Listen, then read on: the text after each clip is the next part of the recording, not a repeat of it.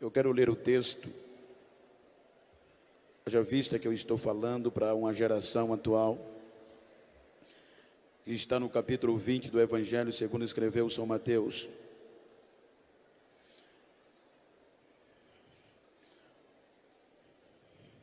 Palavras expressas dos lábios de Jesus, quando Mateus registra este acontecimento. O texto está escrito: porque o reino dos céus é semelhante a um homem pai de família, que saiu de madrugada a assalariar trabalhadores para a sua vinha, e ajustando com os trabalhadores a 1 denário por dia, mandou-os para a sua vinha. E saindo perto da hora terceira, viu outros que estavam ociosos na praça, e disse-lhes: ide vós também para a vinha, e dai-vos-eis o que for justo. E eles foram. Saindo outra vez perto da hora sexta e nona, fez o mesmo.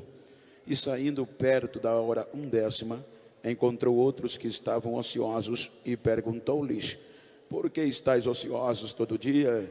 Disseram-lhe eles: porque ninguém nos assalariou. Diz ele: ide vós também para a minha vinha, e dai-vos-eis o que for justo. Amém. Aqueles que puderem, tornem os vossos assentos, se assim for possível.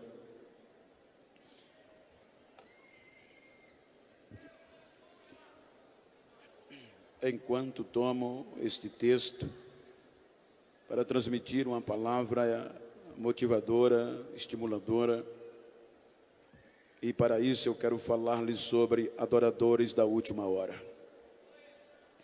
Os desafios que nos afrontam e nos confrontam nestes últimos tempos. Quando nós observamos o texto e o seu contexto, a Bíblia nos mostra que depois de uma recusa, de uma proposta recusada por um jovem denominado de jovem rico, então houve questionamentos dos discípulos para com Jesus. Então Jesus conforta os discípulos acerca desta chamada. Então é quando Jesus registra Mateus, ele expressa alguns pormenores. Pormenores estes que os seus ouvintes sabiam do que eles estavam falando. Se nós observarmos, a economia, na sua maior parte da época, girava-se em torno da pecuária e da agricultura. Então, o que Jesus está mencionando, ele está tomando os 5 períodos de um dia, em um contexto de um calendário normal, para explicitar os desafios e a história que nos trouxe aqui. Se nós observarmos, vejam que ele menciona 5 horários, e nós sabemos que no contexto da época, o dia judaico era contado de 6 da manhã às 6 da tarde. Portanto, Jesus apresenta a princípio o horário da madrugada. Ele mostra aos seus discípulos que aqueles que deixaram pai, mãe, filho, mulher, esposo por amor a ele, nunca seriam decepcionados acerca das recompensas, porque um dos apóstolos perguntou ao Senhor: nós que deixamos tudo para te seguirmos, o que ganharemos? Então ele disse: nesta vida 100 vezes tanto, e ainda extra a vida eterna.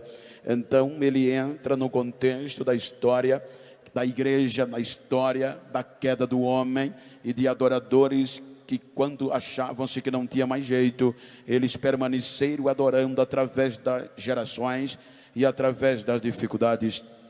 Se nós observarmos o primeiro horário, se nós observarmos os primeiros desafios, nós vamos deparar-se com o horário da madrugada.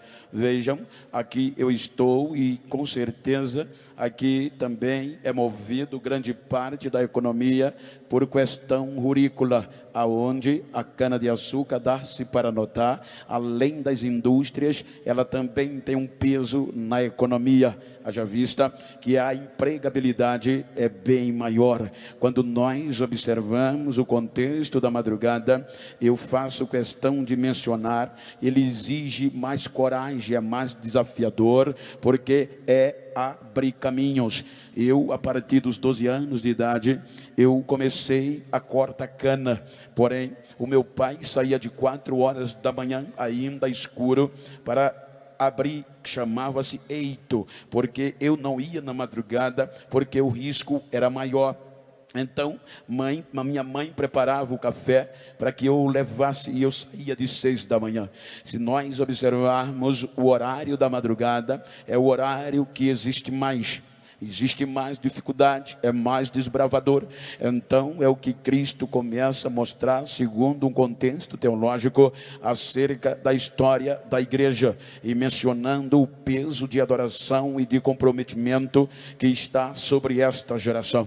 Se nós observarmos, desde a queda do homem, foi frustrante. A Bíblia diz que quando o homem pecou, a perspectiva era desfavorável, pois o homem, ele não tinha capacidade de retornar-se a Deus.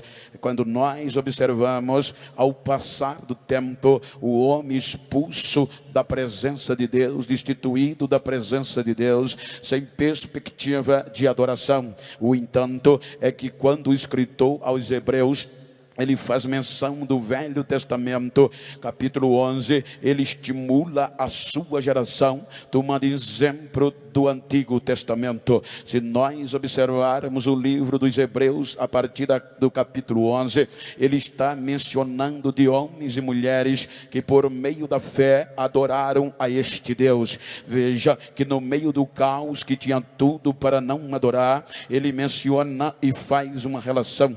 Ele diz que por meio desta fé, Abel ofereceu o melhor sacrifício do que Caim. Ele continua dizendo que por esta mesma fé, desde o horário remoto, alguém sempre estava adorando a Deus e andando com Deus. Ele diz que por esta mesma fé, Enoque também andou com Deus e foi transladado, porque Deus os transladou. Quando ele faz menção do Antigo Testamento, ele diz que Abraão, ele ouvindo, recebendo a proposta e a promessa e a chamada, mesmo sem saber para onde ia, ele acreditou e foi por meio da fé.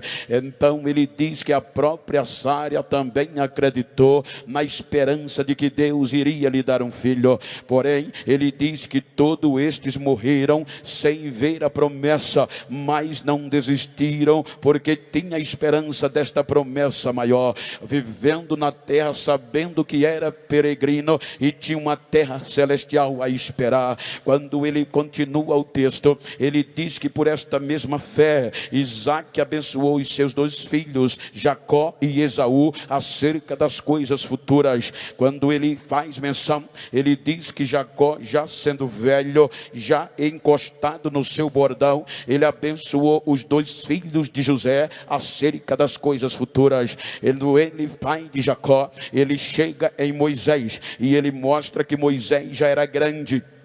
O texto diz, Moisés já grande, com livre-arbítrio, com poder de decisão, ele recusou, ele não quis ser chamado filho da filha de Faraó, a maior autoridade politicamente e economicamente da época, mas não quis. Ele antes preferiu ser maltratado com o povo de Deus do que gozar de um pouco do pecado. Ele recusou, ele preferiu o vitupério de Cristo do que os tesouros do Egito. Ele escritou os Hebreus, continua dizendo que por esta mesma fé, homens desbravaram o horário da madrugada em um contexto de decisão e de escolha. A escolha era de livre-arbítrio. Ele continua dizendo que depois de Moisés, ele diz que agora Raabe, a prostituta, não pereceu com o Jericó, mas porque escondeu os espias, Deus a conservou por meio da fé. Ele diz que falta-me tempo para falar de Baraque, de Gideão, de Jefté, de Sansão, de Samuel